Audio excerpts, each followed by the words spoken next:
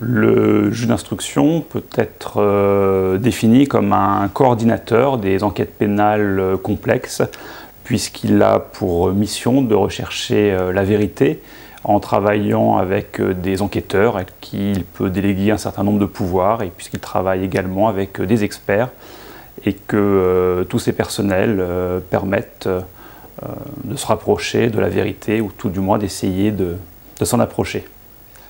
La journée d'un juge d'instruction est très variable, puisqu'un juge d'instruction exerce en cabinet, c'est-à-dire qu'il gère lui-même son agenda. Journée variable, puisque le juge d'instruction est de permanence certaines semaines pour les affaires criminelles et délictuelles complexes pour lesquelles le procureur de la République souhaite le saisir. Indépendamment de la permanence, le travail du juge d'instruction consiste à réaliser beaucoup d'interrogatoires, d'auditions, de confrontations. Donc généralement, nous avons de tels actes tous les jours. Nous pouvons également avoir d'autres types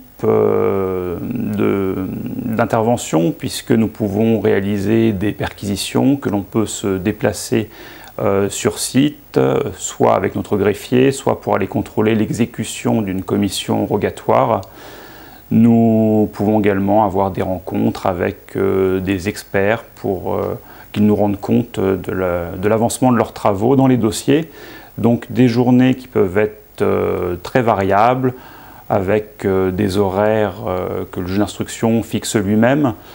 Généralement, un juge d'instruction finit assez tardivement ses journées et a des semaines de travail bien remplies, puisque l'on peut travailler entre 40 heures et 70 heures par semaine. Un juge d'instruction, avant d'être juge d'instruction, est magistrat. Et en qualité de magistrat, nous avons la possibilité, tout au cours de notre carrière, d'exercer toutes les fonctions qui existent, que ce soit juge aux affaires familiales, juge de l'application des peines, procureur de la République. Donc nous avons accès à toutes ces fonctions qui est liée non pas à notre statut de juge d'instruction, mais à notre statut de magistrat. Et nous pouvons également, au cours de notre carrière, être détachés dans d'autres administrations ou dans d'autres corps. Les qualités pour être juge d'instruction sont, selon moi, tout d'abord d'être un très bon juriste, bien sûr un juriste pénaliste, mais également avoir de solides connaissances dans les autres matières juridiques, et avoir comme trait de caractère être rigoureux. Je pense qu'il est extrêmement important d'être rigoureux et persévérant, puisque ce sont des dispositions à développer pour rechercher la manifestation de la vérité. Un juge d'instruction doit également être ouvert sur le monde et se tenir informé de toutes les évolutions, et notamment actuellement aux évolutions technologiques, pour ne jamais être dépassé par les compétences entre guillemets des délinquants.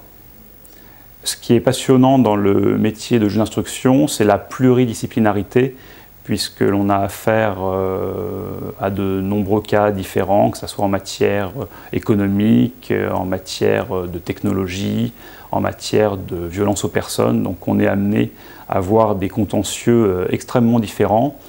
Nous sommes, en tant que juge d'instruction, au cœur de l'humain, ce qui est réellement passionnant. Mais être au cœur de l'humain ne signifie pas prendre parti pour l'une ou l'autre des personnes concernées par l'information judiciaire, puisque nous devons bien entendu être objectifs, ce qui garantit une bonne recherche de la manifestation de la vérité. On doit être impartial et ne jamais prendre position dans le dossier. Une seule ligne de conduite, la recherche de la manifestation de la vérité. Donc être dans l'humain, mais pas dans la compassion en revanche.